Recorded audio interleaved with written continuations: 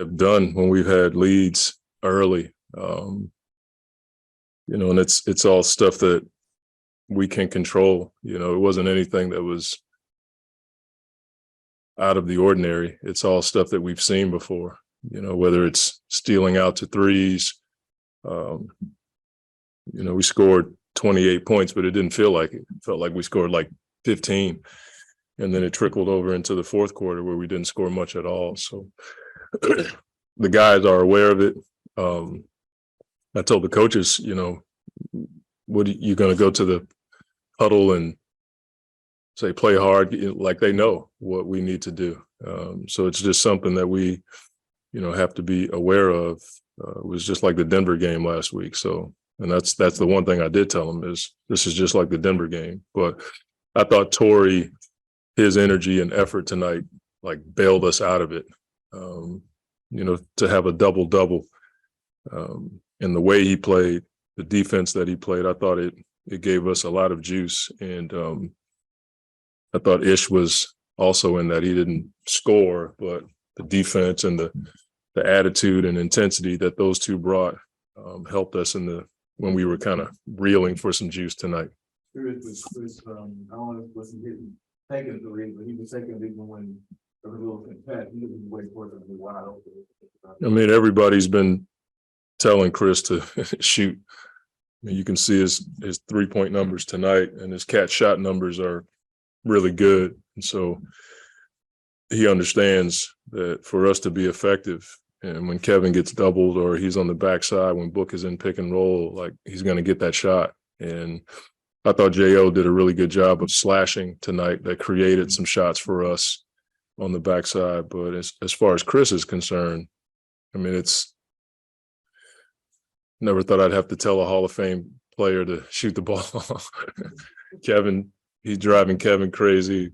Book and Kevin Durant are going nuts because they all want him to shoot. And I think one thing that happens when you don't shoot that shot in rhythm, it throws DA's offensive rebounding off because he's getting ready to rebound. Then when the guy doesn't shoot, he's got to get back out of the lane.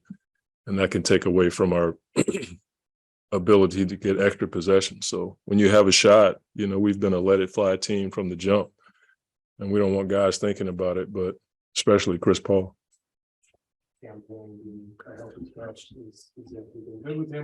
No, he's fine. It's just a decision that I made to try to do something else with that second group. Defensively, having bigger guys out there, and the other part is putting the ball in Book's hands a little bit and letting him, play point and orchestrate. So it's just something that we're looking at. With the way the rotations have been, trying to mix and match and see what works down the stretch. How have guys been receptive to that as far as your number being called maybe this night, not the next night? I think if guys weren't upset about that or competitively upset about it, I'd be surprised. Everybody's accepted it. When I have conversations with guys about their roles and what I'm planning to do, I go directly to those guys so they know what to expect. And guys, I wouldn't like it, but they understand what we're trying to do. It takes a great deal of sacrifice.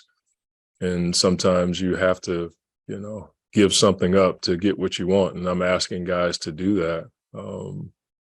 At the same time, we're learning a lot about our team. And, this is our way of trying to find a rhythm because we don't have 30 or 40 games to do it. Once we got Kevin back, we had 7 games, so you're just trying to figure out the combinations, what looks good from the eye test, and what looks good when we watch film, when we go home, and then the numbers based on those combinations. How did Landry feel like he's both in that role with Devin? I think it's something we've done it before with those two guys. Landry always gets this bad rap if he doesn't knock down 3 or 4 threes. But I think he's more than that. I think his ability to defend, and we can switch a lot more with him because he's 6'5" and he's pretty strong. And then he spaces the floor. He hasn't shot it as well as he would like to, not tonight, but I think having him on the floor, teams have to honor that. And he plays with great force. he understands what we do. He plays in 0.5 really well. So it's something that we hope to grow because we think having those like-sized guys that are like 6'5" to 6'8", 6'9", being able to switch, it may help us keep teams out of the paint, and hopefully, we don't give up as many threes. I thought we gave up threes tonight on offensive rebounding. That was the deal in the first half, and in the second half, we just didn't have really good steal out defense, in particular in the third quarter. Honestly, Victoria, what you said for the energy tonight, when he's been asked to do a lot when he started this season and stuff as well. But do you feel like he's adjusting well for this next episode back into the six? I mean, just about every guy coming off the bench has had to make adjustments, but I don't know if anybody's made more than Torrey. He came into this season not knowing he was going to start. He started most of the year, and then he ends up coming off the bench, and nothing's changed for him except the minutes. But he's made an adjustment. He was an offensive rebound guy, spot-up shooter, and then on the defensive end, he guarded the toughest guy. Now he's coming off the bench, and he's still bringing the same effort, but his role is different. And so I think he deserves a lot of credit for his mental stability to be able to have the capacity to take on new roles. And he's done a good job with it.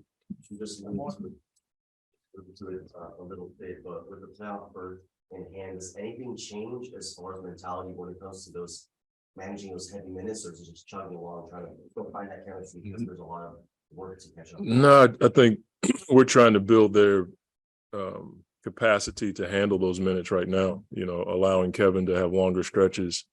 Book is pretty much where he's going to be. Probably bump up 2, 3, maybe 4 more minutes to get him to 40. We typically get him at about 36. And Chris, we got to get him to, 36, 32 to 36. So, this game was good because they had longer stretches. And I think that's what builds the endurance and capacity to handle it without getting to that exhaustion limit. And so we're hopeful to, win these games that we're playing, but we also want to build cardio so that those guys are ready because we're grateful to be able to play in the playoffs again. All right. Thank you.